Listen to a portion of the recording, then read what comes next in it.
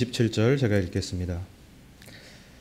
오직 너희는 그리스도의 복음에 합당하게 생활하라. 이는 내가 너희에게 가보나 떠나 있으나 너희가 한 마음으로 서서 한 뜻으로 복음의 신앙을 위하여 협력하는 것과 무슨 일에든지 대적하는 자들 때문에 두려워하지 아니하는 이 일을 듣고자 함이라.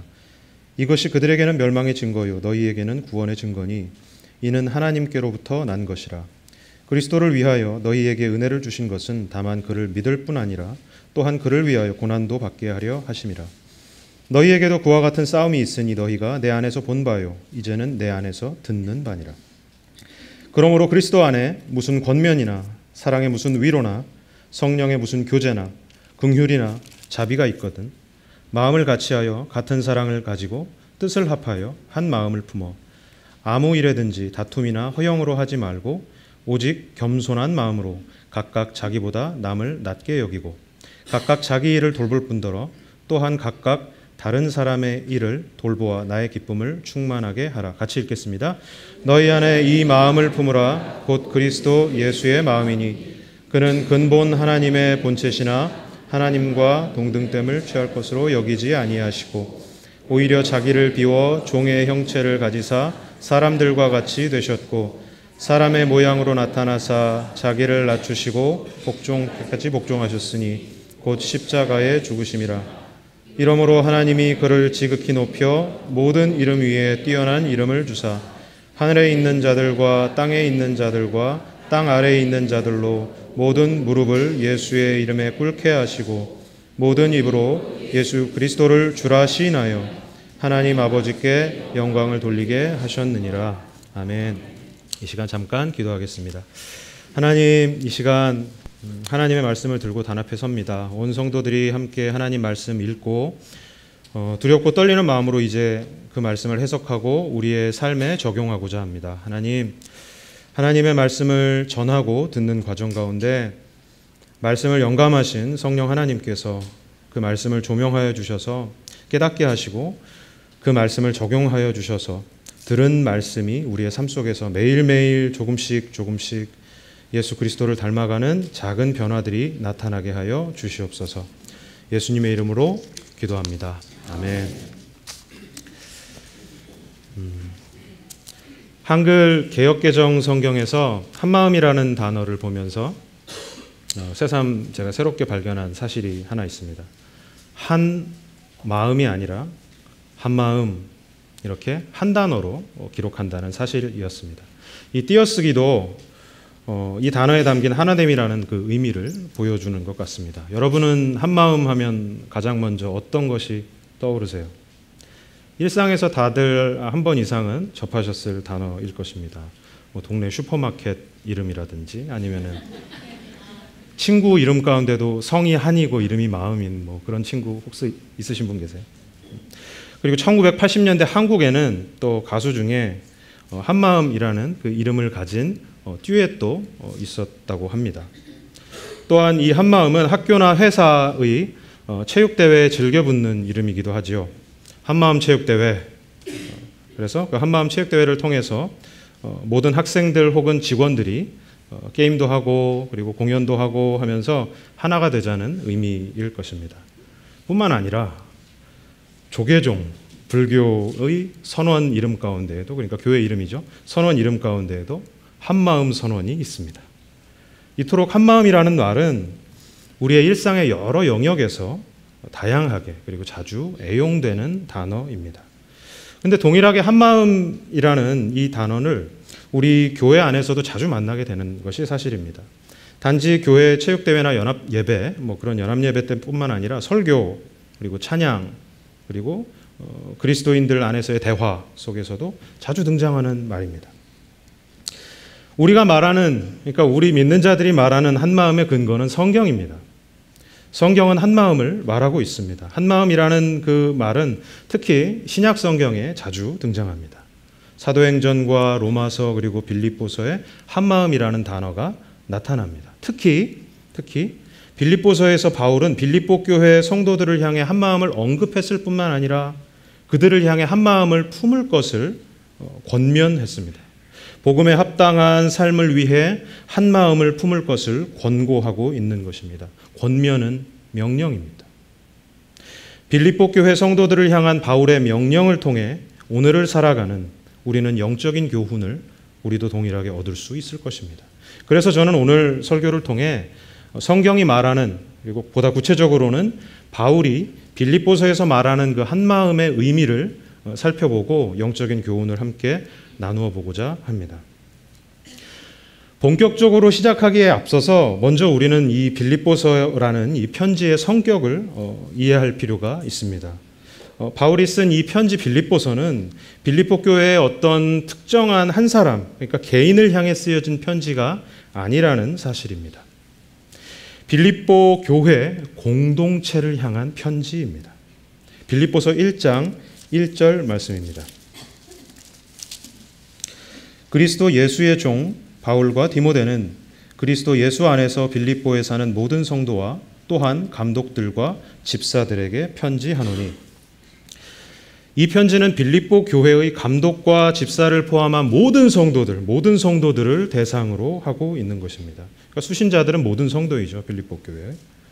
그러므로 빌립보서를 읽을 때 우리는 오늘의 나, 지금 우리 네이퍼빌 제일장로교회에 있는 나 한 사람 개인이 아니라, 혹은 과거 빌립보 교회의 어떤 한 개인이 아니라, 특정 개인이 아니라 1차적으로는 빌립보 교회라는 그런 어떤 공동체적인 맥락에서 이 편지를 대해야 할 것입니다. 그러나 이 편지가 빌립보 교회를 향한다고 해서 일반적이고 아주 보편적인 성격만을 가진다는 것은 아닙니다. 바울은 빌립보 교회에 대한 아무런 이해도 없이, 수신자하고는 아무런 상관도 없이 그런 어떤 진공 상태 속에서 그저 책상에 떡 앉아있다가 이 편지를 이렇게 막 생각나는 대로 기록한 것이 아니라는 사실입니다. 바울로 하여금 펜을 들어서 이 편지를 쓰게 만든 구체적인 상황이 있었다라는 사실입니다. 이것은 바울의 다른 편지들에도 적용되는 사실입니다. 그래서 성경신학자들은 빌립보서를 포함한 바울의 편지들을 상황서신이라고 일컫습니다. 빌립보서는 공동체적 편지이지만 구체적인 상황을 염두에 두고 쓰여진 편지입니다. 또한 기억해야 할 것이 한 가지 더 있습니다. 바울은 빌립보 교회 공동체의 구체적인 상황에 대해 알고 있었을 뿐만 아니라 빌립보 교회 성도들을 사랑하는 마음을 가지고 있었다는 사실입니다. 아마도 빌립보서만큼 바울이 수신자들을 향해서 그의 애정을, 제가 아는 바울은 뭐 그리 이렇게 애정이 넘치는 바울은 아니지만 이마만큼 그 자신의 애정을 표현한 서신이 있을까 싶습니다. 한 군데만 살펴보겠습니다. 빌립보서 1장 8절 말씀입니다. 읽겠습니다. 내가 예수 그리스도의 심장으로 너희 무리를 얼마나 사모하는지 하나님이 내 증인이시나. 이처럼 빌립보 교회와 빌립보 교회와 바울은 사랑의 관계로 연결되어 있습니다. 지금 옥에 갇혀 있기에 사랑하는 빌립보 성도들의 소식을 들을 수 없었을 바울은 아마도 빌립보 교회가 보낸 그 메신저, 우리 성경에는 사자라고 번역된 에바브로디도를 통해서 교회의 상황을 전해 들었을 것입니다.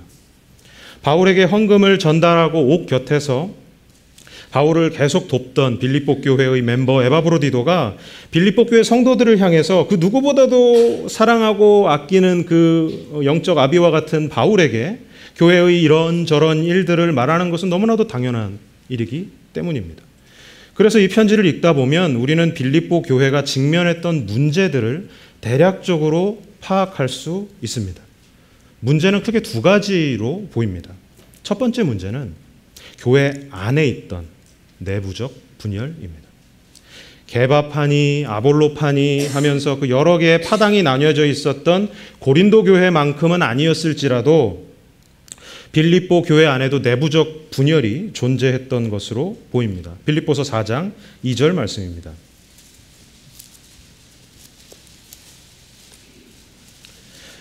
내가 유오디아를 권하고 순두개를 권하노니 주 안에서 같은 마음을 품으라. 주 안에서 같은 마음을 품으라.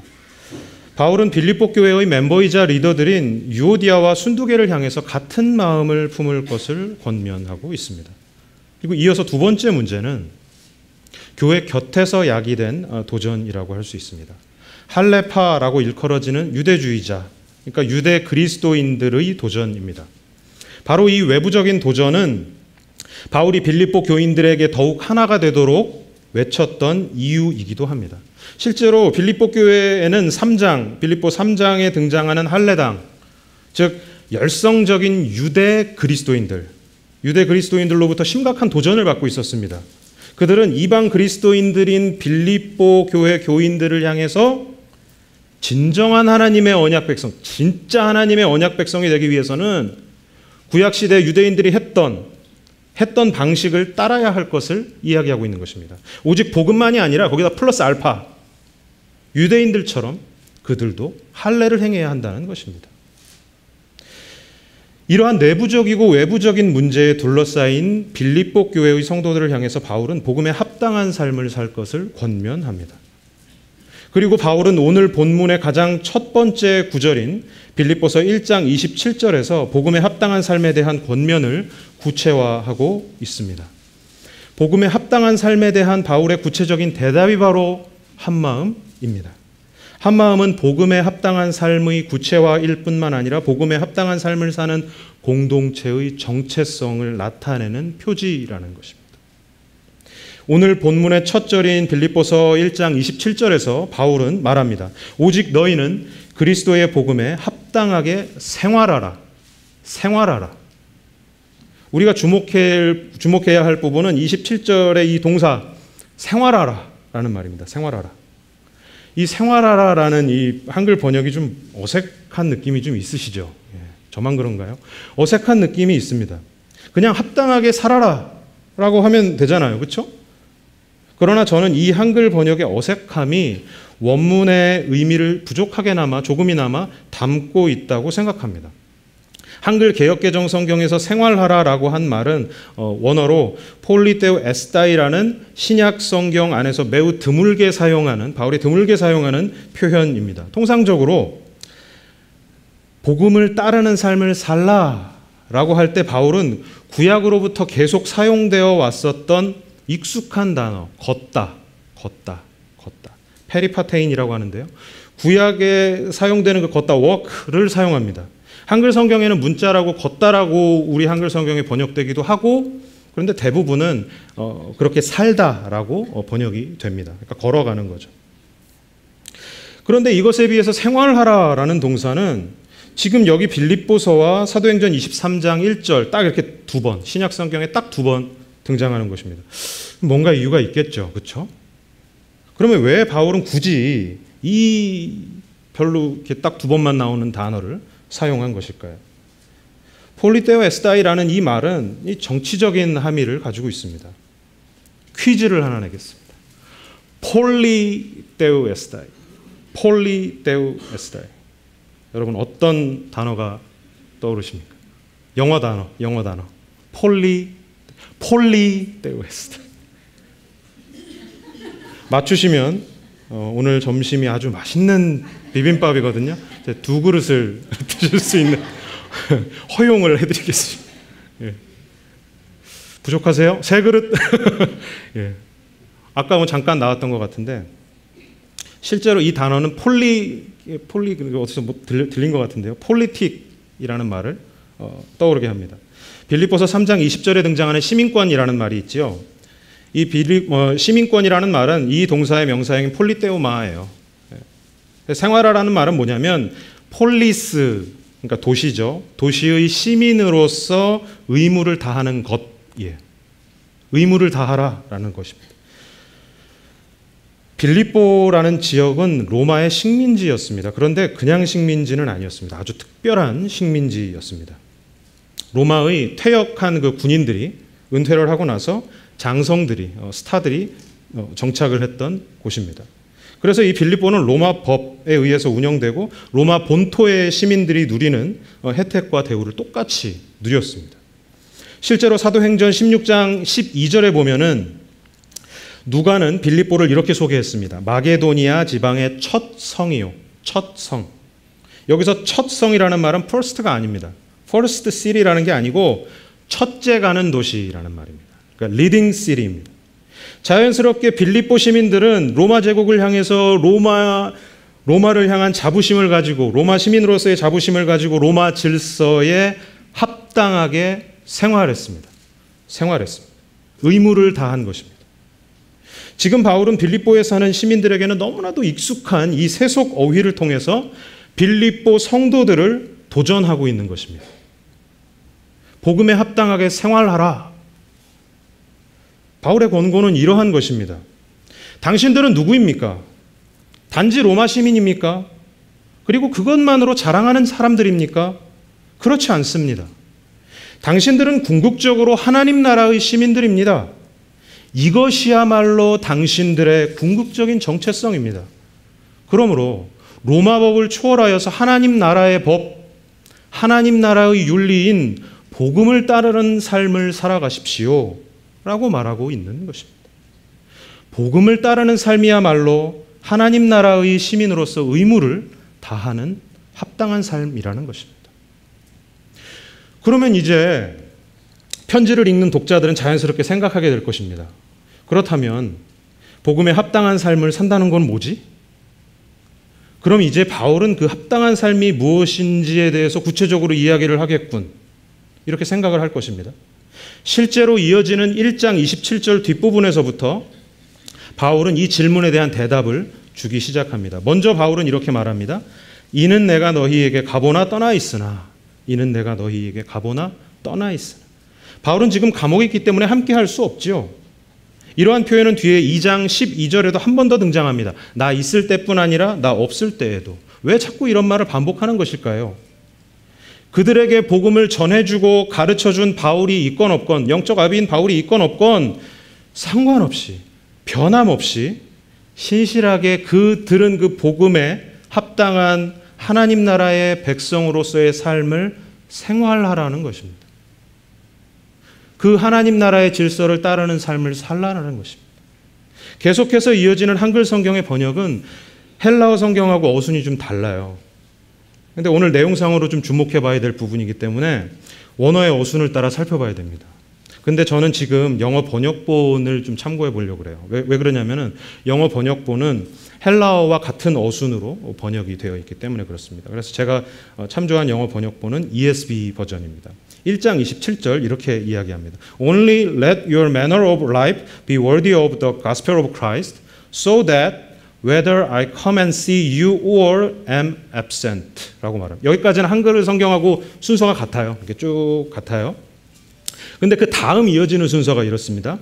I may hear of you that you are standing firm in one spirit with one mind.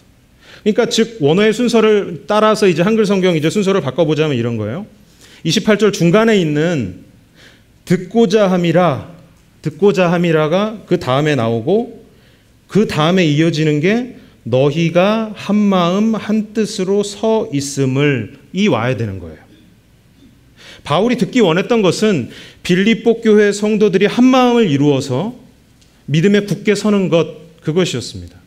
한 마음은 복음에 합당한 삶을 사는 것의 구체적인 모습입니다. 그러면 왜 바울은 빌립보 교회 공동체를 향해서 복음에 합당한 삶이라는 이 포괄적이고 거대한 주제를 단지 오직 한 마음으로 구체화했던 것일까요? 그것은 빌립보 교회가 직면했던 두 가지의 그 구체적인 문제들과 연관지어서 우리는 이해해 볼 수 있습니다. 1장 27절 하반절과 28절 상반절에 등장하는 두 개의 분사구는 그 두 가지 문제 상황들에 대한 바울의 처방입니다. 첫 번째 문제는 교회 안의 분열입니다. 이 문제에 대해서 바울은 복음의 신앙을 위해 협력하면서 한 마음으로 설 것을 권면합니다. 빌립보서 4장 2절 우리가 앞서 살펴본 대로 유오디아와 순두개가 등장합니다. 둘 다 여성의 이름입니다. 둘은 빌립보 교회 여성 리더십입니다. 사도행전 16장을 보면 빌립보 교회의 시작을 볼 수 있죠. 그 시작이 어떻습니까?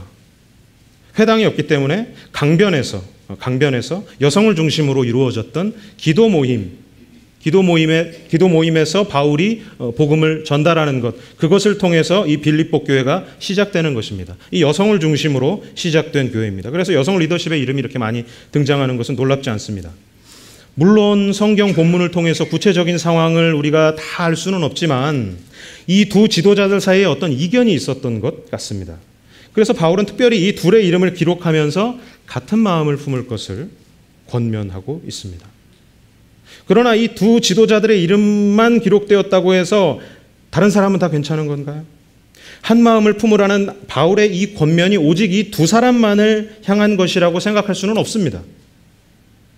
다시 말씀드리지만 이 편지는 어떤 성격을 가지고 있다 그랬죠? 우리가 살펴본 대로 빌립보 교회 공동체를 향하고 있는 것입니다. 한 마음으로 함께 서는 것입니다.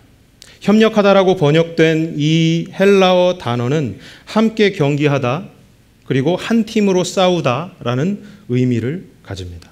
혼자가 아니라 팀을 이루어서 마치 미식축구를 하면 스크럼을 이렇게 짜잖아요. 스크럼을 짜고 상대편을 이렇게 대항하듯이 힘을 하나로 모은다라는 의미를 가지고 있습니다. 교회 안에 작은 다툼과 차이, 이것은 어찌 보면 어쩌면 당연한 일일 것입니다. 고린도전서 12장에서 바울이 한 몸 비유를 통해서 설명하듯이 교회를 이루는 각 사람들은 다 다르죠. 그리스도의 몸의 지체로서 각기 다른 역할을 하는 것이 당연합니다. 그렇게 하나님께서 부르셨습니다. 어떤 사람은 눈으로, 어떤 사람은 입으로, 어떤 사람은 손으로, 어떤 사람은 발로 자기의 맡은 역할들을 교회 안에서 감당하는 것입니다. 그러나 이 다름은 하나됨에 있어서 전혀 문제가 되지 않습니다.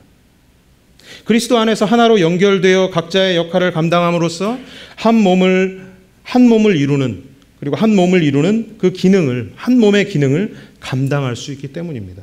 오히려 이 다름은 다양함이 되어서 하나됨을 더욱 풍성하게 하는 것입니다. 그러나 다름이 분열이 되고 차별이 되면 이 몸은 온전한 기능을 다하지 못하게 됩니다. 그리고 마침내 아프게 되는 것입니다. 두 번째 문제는 할레파라고 일컬어지는 유대인 출신 그리스도인들의 도전입니다. 그들은 은혜의 복음을 통해 예수님을 믿은 빌립보 교인들을 향해서 율법에 근거한 하나님 백성의 징표인 할례를 받아야 된다라고 선동했습니다. 오직 예수 그리스도를 믿음으로 구원을 받아 이미 하나님의 나라의 시민이 된 빌립보 교회 성도들을 향해서 할례를 더해야 된다라는 것입니다. 오직 그리스도로 말미암는 그들의 정체성을 혼란스럽게 하는 것입니다. 그래서 바울은 빌립보서 3장 2절에서 이들을 가리켜서 진정한 할례하고는 아무런 상관도 없고 의미도 없는 그저 자신들의 육신의 일부나 해하는 손할례당이라고 칭했습니다. 손할례당. 개역 개정성경은 손할례당이라는 번역 대신에 몸을 상해하는 일이라 그래가지고 어떤 행위로 이제 번역을 하고 있는데 이거는 이전 그냥 개역 성경이 훨씬 더 나은 것 같습니다. 손할례당입니다. 그 이유는 앞선 두 가지의 다른 표현들 3장 2절 개 그리고 행악하는 자 이것은 특정한 사람들의 무리를 가리키는 표현이기 때문입니다. 빌립보서 3장 2절에 손할례당을 의미하는 헬라어 카타토메라는 말이 있는데 그 말은 바울이 만든 신조어입니다. 원래 없는 말이에요. 바울이 만든 말이에요. 그러니까 몸이나 상하게 하는 사람들이라는 상하게 하는 그런 일당들이라는 신조어입니다. 원래 할례파를 가리키는 일반적인 말은 3장 3절에서 빌립보서 3장 3절에서 우리가 곧 할례파다 라고 말할 때 그 할례파 페리토메입니다. 카타토메가 아니고 페리토메. 바울은 자신과 빌립보 성도들을 우리라고 일컬으면서 이렇게 말합니다. 하나님의 성령으로 봉사하며, 그러니까 성령으로 봉사한다. 봉사한다는 말은 섬긴다, 예배한다라는 동의어입니다. 그래서 성령으로 예배하며 그리고 그리스도 예수로 자랑하고, 그리스도 예수로 자랑한다는 말은 뭐죠? 오직 예수만으로 스스로의 정체성을 규명하고, 마지막 육체를 신뢰하지 않는, 그러니까 무슨 말이죠? 육신의 일부를 잘라내는 것으로 그 할례를 통해서 내가 하나님의 백성 이거 확실하다 라고 위안을 삼고 정체성을 확인하는 것을 거부하는 자, 곧 성령을 통해 그리스도 안에서 마음의 할례를 받은 자, 진정한 할례당, 하나님 나라의 백성이라는 것입니다. 참으로 이들의 이 선동은 심각한 문제였던 것 같습니다. 그래서 바울은 1장 30절에서 보면 이를 가리켜서 악한 대적들과의 영적 싸움이다라고 표현을 했던 것입니다. 이 문제에 대한 바울의 대답이 바로 두 번째 분사구, 그러니까 대적하는 자들 때문에 두려워하지 않으면서입니다. 두려워하지 않으면서 한 마음으로 서야 합니다. 교회 안에서 우리의 정체성을 예수가 아닌 다른 무엇에 두는 것은 너무 허무한 일입니다. 우리의 육체에 어떤 신뢰할 만한 어떤 것도 우리를 설명하는 것이 될 수 없습니다. 돈, 실력, 지식, 심지어 외모, 이런 것들이 나를 규정할 수 없는 것입니다. 최근에 저희 아들 희성이가 노래를 부릅니다. 한 마디만 기억이 나는데요. 실력을 보여줘, 뭐 이런 노래였습니다. 예, 만화영화 주제곡인 것 같습니다. 실력을 보여달라는 것입니다. 물론 만화영화 주제곡이긴 하지만 그 실력을 보면 내가 너가 누구인지를 인정하겠다는 것이죠. 너의 너됨을 확인하겠다는 것이죠. 그러니까 그러니까 이 세상에 살아가는 사람들은 결국 돈이나 지식이나 실력이나 심지어 외모 같은 것들로 그 사람을 규정하고 그리고 그 사람을 파악하고 그 사람을 어떤 사람이구나라고 알게 되는 것입니다. 그래서 사람들은 그런 것들로 자신을 설명합니다. 그리고 때로는 그것들을 가지고 자신을 피하랍니다. 그러나 이 모든 것들은 그리스도 예수 안에서 하나님께서 주신 것일 뿐입니다. 도구적인 것들입니다. 그러하기에 하나님 나라와 영광을 위해 사용해야 할 어떤 도구적인 것에 불과합니다. 교회는 오직 그리스도 예수만을 자랑하는 자, 오직 예수 그리스도만으로 설명되는 사람들이 모인 사람들의 공동체 아닙니까? 우리의 정체성은 은혜의 복음, 또 복음의 중심이신 예수 그리스도 안에 있습니다. 바울은 교회 안에 그리고 교회 곁에서 나타난 이러한 문제들에 직면한 빌립보 교회를 향해서 복음에 합당한 삶의 구체화로서 한 마음을 이야기하고 있는 것입니다. 한 마음을 품을 때 교회 안에 서로 다른 마음들은 같은 마음이 됩니다. 그리고 교회 곁에 수많은 영적인 도전들도 한 마음으로 이겨낼 수 있는 것입니다. 그러므로 하나 되어 협력해야 합니다. 하나 되어 악한 대적을 맞서야 합니다. 한 마음입니다. 그러나 한 가지 질문이 이제 떠오릅니다. 그러면 어떻게 한 마음을 이루어야 하는가라는 질문입니다. 이어지는 빌립보서 2장 1절부터 4절은 이것에 대한 답을 제공하고 있습니다.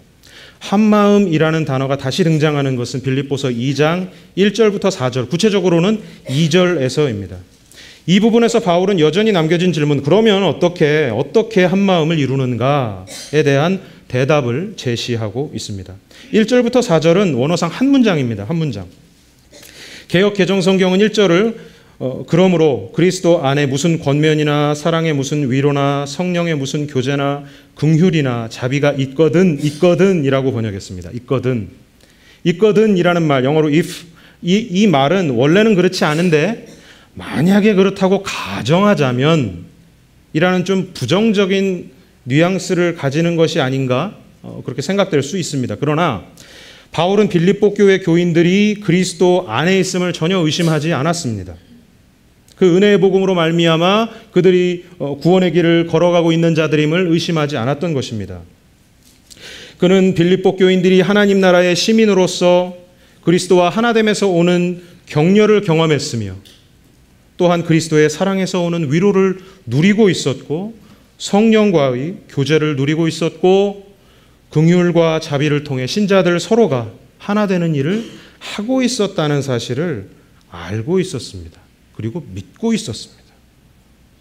그러나 바울은 동시에 다른 차원에서 그들이 그리스도를 닮아가는 성화의 과정 중에 중에 있는, 여전히 시험을 받고 여러 가지 문제의 상황들이 발생하는 과정 중에 있는 사람이라는 자들이라는 사실도 알았습니다. 그래서 이 있거든, 영어로는 if라는 이 말을 통해서 간접적인 권면을 위한 기초를 마련하는 거예요. 무슨 말이냐면 너희가 진정 그리스도 안에 있는 자들이라면 이러면서 간접적인 권면을 위한 기초를 지금 마련하고 있는 거죠. 1절이 가정을 포함하는 종속절이라면 2절, 4절, 2절부터 4절은 주절이에요. 그러니까 진짜 하고 싶은 말이 여기에 등장합니다. 특히 원어상 2절의 첫 문장 나의 기쁨을 충만케 하라는 명령으로 시작합니다. 그리고 2절 하반절은 바울의 기쁨이 충족되기 위한 목록이 이제 제시가 되고 있습니다. 같은 생각, 같은 사랑, 한 뜻, 한 마음입니다. 그러면 한 마음이 무엇인가요? 우리는 앞선 1장 27절을 통해서 복음의 신앙을 위하여 협력하는 마음이라고 한 마음을 생각할 수 있습니다. 맞죠? 맞습니다. 그런데 지금 한 번 더 이제 발전을 하게 되는 것입니다. 3절과 4절은 어떻게 해서 한 마음을 이루는지를 보다 구체적으로 보여줍니다. 바울은 먼저 한 마음을 품음에 있어서 하지 말 것 두 가지와 해야 할 것 두 가지를 제시하고 있습니다. 먼저 바울은 다툼이나 허영으로 하지 말 것을 말합니다. 그리고 나서 바울은 겸손한 마음을 가지고 남을 낮게 여기고 자기뿐만 아니라 남의 일을 돌아보라고 합니다. 하라는 것이죠. 특히 2장 3절에 등장하는 겸손한 마음이라는 표현은 2장 1절부터 4절에서 바울이 말하는 어떻게 한 마음을 이루는가에 대한 압축적인 요약 대답과도 같습니다. 겸손은 다툼과 허영으로부터 멀어지게 합니다. 그리고 자기중심의 틀을 벗어나서 나를 낮추고 다른 사람을 돌아보게 합니다. 그들의 입장을 고려하게 됩니다. 겸손한 마음.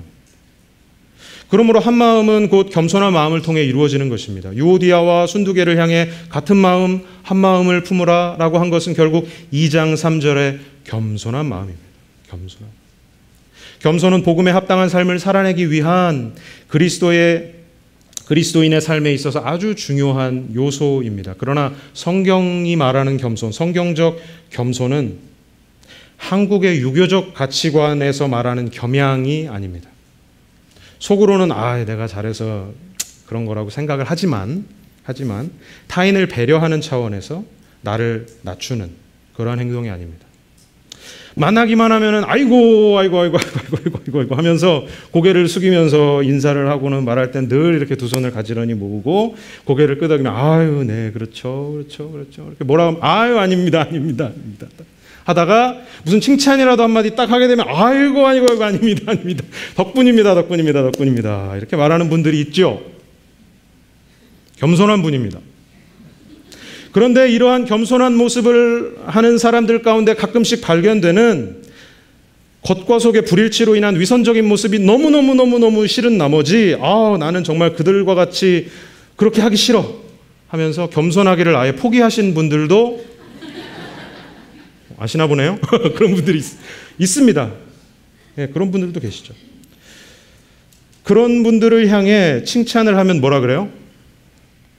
땡큐. 예, 내가 잘한 걸 알기 때문에 내가 잘해서 그런 걸 알기 때문에 땡큐 감사합니다 그러죠. 예.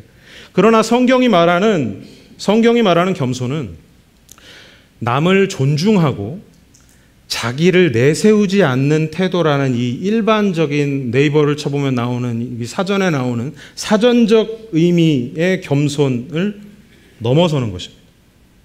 자기가 여전히 살아있지만 나는 살아있죠. 그러나 내세우지 않는 것이 겸손이 아닙니다.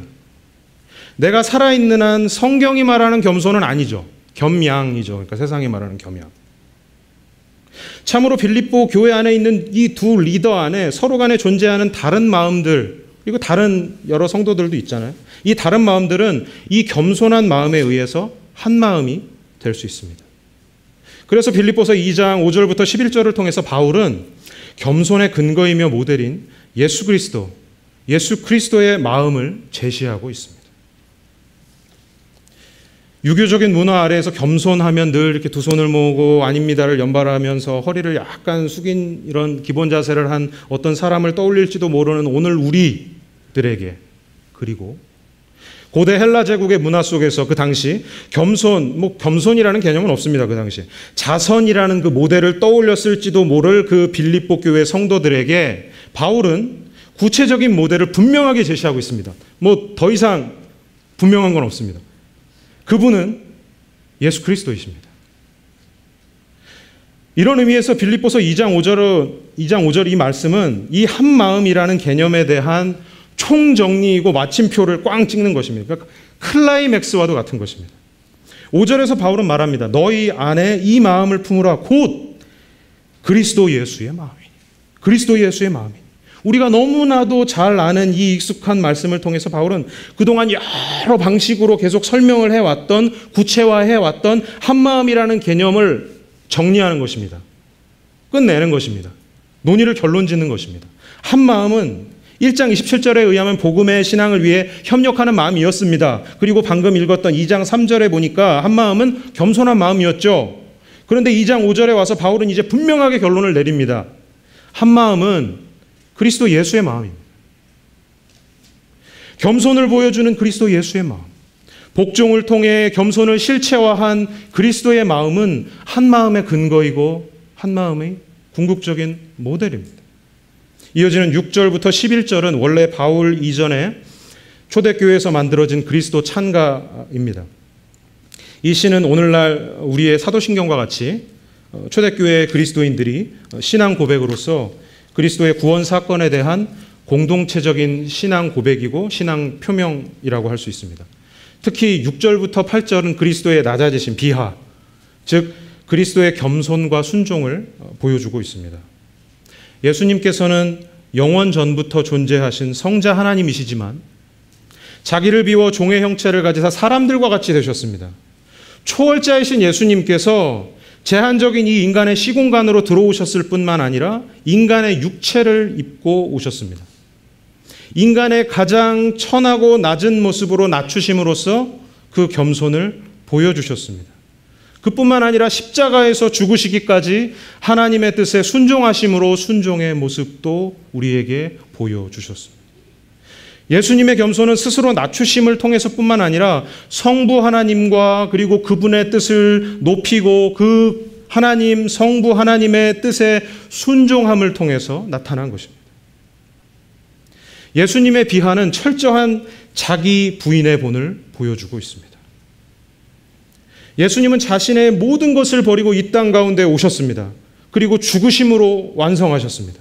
이러한 예수 그리스도의 완전한 순종에 대해서 하나님 아버지께서는 마침내 예수 그리스도를 높이셨습니다. 예수 그리스도의 승귀입니다. 9절부터 11절은 예수님의 높여지심을 말하고 있습니다. 예수님의 겸손은 성부 하나님의 높이심을 통해서 완성된 것이라는 사실을 기억해야 합니다. 예수님께서 겸손하기를 다 마치시고 그래, 내가 이제 십자가까지 다 끝냈어. 그래, 끝. 그리고선 짠 하면서 올라가신 것이 아니라는 사실입니다. 하나님께서, 성부 하나님께서 그 예수님 십자가의 죽음으로써 완전히 그 겸손과 복종의 완성을 이루신 그 예수님을 하나님, 성부 하나님께서 올리셨다는 사실입니다. 예수님이 하신 일은 그럼 어디까지입니까? 죽기까지 복종하신 것까지가 예수님이 하신 일이라는 사실입니다. 부활은 하나님이, 성부 하나님이 올리운 것입니다. 그렇다면 그리스도의 겸손은 오늘 우리에게 어떻게 연결되는 것일까요? 바울이 겸손을 말한 것은 그저 유오디아하고 순두개를 통해서 자존심 좀 죽이고 좀 서로 좀 양보해. 이런 드러난 현상을 그냥 이렇게 해결하기 위해서 하는 그런 말이 아닌 것입니다. 물론 현상은 아주 구체적이죠. 유오디아하고 순두개가 이견이 있는 것이죠. 그러나 대안은 달랐다는 것입니다. 바울이 늘 대안은 뭐냐면 특히 이 겸손이라고 할 때 이 겸손은 무엇이냐면 그 공동체, 그러니까 빌립보 공동체, 그리고 그 빌립보 공동체를 이루고 있는 각 사람들의 존재와 정체성에 대한 얘기를 하고 있는 것입니다. 그냥 싸우지 마. 악수해. 이러면서 하는 그런 차원이 아니라 너희가 누구냐? 당신들은 누구입니까? 라는 그러한 차원으로 대답을 제시하고 있다는 사실입니다. 성경이 말하는 겸손은 정체성에 관한 문제입니다. 조직신학적인 용어로 말하자면 우리의 신분의 변화입니다. 신분의 변화. 우리는 그리스도 안에서 하나님의 백성이 되었습니다. 하나님 나라의 시민들이 되었습니다. 이 신분의 변화는 그리스도와의 연합을 통해서 시작되었습니다. 이 편지 이면에 계속 이 빌립보서 이면에 흐르고 있는 유오디아와 순두계를 포함한 빌립보 교회 공동체 그 구성원들을 향한 바울의 호소는 존재와 정체성에 대한 것입니다. 여러분이 누구입니까? 여러분은 그리스도 안에 있는 사람들입니다. 옛 자아가 그리스도의 십자가 안에서 완전히 죽은 사람들입니다. 그리고 그리스도의 부활과 함께 거듭나서 이제는 새로운 생명을 살고 있는 사람들입니다. 다른 무엇으로 여러분들을 설명할 수 있겠습니까? 다른 무엇으로 여러분들을 규명할 수 있겠습니까? 그 시시한 것들로. 여러분 한 사람 한 사람이 그런 사람들입니다. 그러하기에 우리의 외적인 모습이 다르고 그로 인해 가치관이 다르고 걸어온 인생이 다르기에 가치관이 달라도 우리가 하나가 될 수 있다는 사실입니다. 하나님께서는 우리를 그리스도 안에서 하나님의 한 백성, 그리스도의 한 몸, 한 공동체로 부르셨습니다. 그리스도 안에서 하나입니다. 이것은 이미 이루어진 사실입니다. 하나님께서 그리스도 안에서 우리를 그렇게 부르셨기 때문입니다. 그러나 한 걸음 더 나아가서 예수님께서는 자신의 겸손이 우리의 하나됨을 위한 본이라는 사실, 모델, 뭐죠? 그걸 보고 따라해야 된다는 것이죠. 본이라는 사실을 일깨우십니다. 예수님께서 시범을 보이신 것입니다. 먼저 이렇게 시범을 보이신 것입니다. 그리고 그 본을 따를 것을 명령하십니다. 누가복음 18장 23절, 우리가 너무나 잘 아는 말씀입니다. 또 무리에게 이르시되 아무든지 나를 따라오려거든 자기를 부인하고 날마다 제 십자가를 지고 나를 따를 것이니라. 그리스도인은 그리스도와 연합한 사람들입니다. 그리스도와 함께 죽고 그리스도 안에서 산 사람들입니다. 또한 그리스도인은 예수님의 길을 따라가는 사람들입니다. 빌립보서 2장 13절이 말하듯이 하나님께서는 우리 마음에 소원을 주시고 예수님을 따르는 길을 기쁨으로 걸어가게 하십니다. 2장 13절. 이어지는 14절에서 뭐라 그래요? 바울은 다시 한번 한 마음을 또 일깨우고 있는 것입니다. 아무리 하나님께서 소원을 주셨다고 해도, 소원을 주셔서 하나님 뜻을 내가 행한다고 해도 어떻게 해요? 원망과 시비 없이, 공동체예요. 원망과 시비 없이 해야 한다는 것입니다. 바울은 비슷한 권면을 다른 편지에서도 했습니다. 에베소서 4장 1절부터 3절까지 말씀입니다. 한번 찾아보겠습니다. 에베소서 4장 1절부터 3절까지입니다. 읽겠습니다. 그러므로 주 안에서 갇힌 내가 너희를 권하노니 너희가 부르심을 받은 일에 합당하게 행하여 모든 겸손과 온유로 하고 오래 참음과 사랑 가운데 서로 용납하고 평안에 매는 줄로 성령이 하나 되게 하신 것을 힘써 지키라. 교회는 한 소망 안에서 한 마음 공동체로 하나님으로부터 부르심을 받은 공동체입니다. 그러므로 성령께서 하나 되게 하신 것을 힘써 지켜야 할 것입니다. 겸손과 복종을 통해서 덕과 사랑이 나타나야 합니다. 각자가 복음에 합당한 삶을 추구하는 것은 결국 이 공동체 안에서의 한 마음, 이 한 마음이 어떻게 가능해요? 그리스도의 마음을 품는 가운데 진행되어야 합니다. 자기 부인은 바로 그 길을 걸어가는 우리들을 향한 예수님의 명령입니다. 예수님께서 보여주셨던 최고의 겸손, 자기 부인, 그것은 우리를 향한 명령입니다. 날마다 우리는 그리스도 이전의 나, 그리스도 바깥에 있었던 나, 그 별 볼 일 없는 나를 부인해야 합니다. 우리는 그리스도의 십자가 안에서 죽었습니다. 그리고 우리는 그의 부활 안에서 이제는 그 예수 그리스도 안에서만 살아있는 사람들입니다. 한 마음은 그리스도의 겸손, 자기 부인을 통해서만 이룰 수 있습니다. 자기 부인은 부정적이기만 한 것은 아닙니다. 그리스도 이전의 나, 그리스도 바깥의 나는 죽지만 내 안에 그리스도께서 사시는 것이기 때문입니다.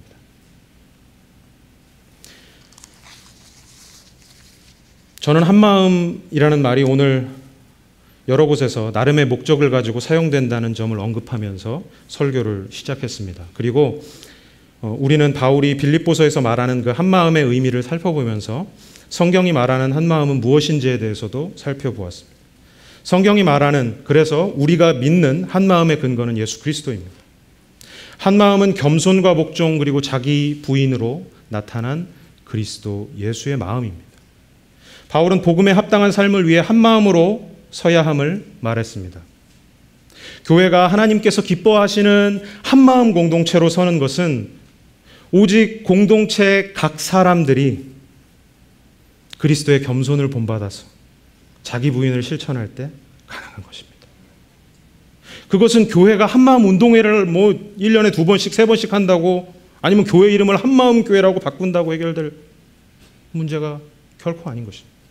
한마음은 외부적인 그런 변화들이 아니라 그 공동체를 이루고 있는 각 사람의 내면 가운데 내가 그리스도와 함께 죽고 산 그리스도와의 연합, 그리고 그 다음 그 연합한 자들을 향해 예수님이 명령하신 그 말씀, 자기 부인하라.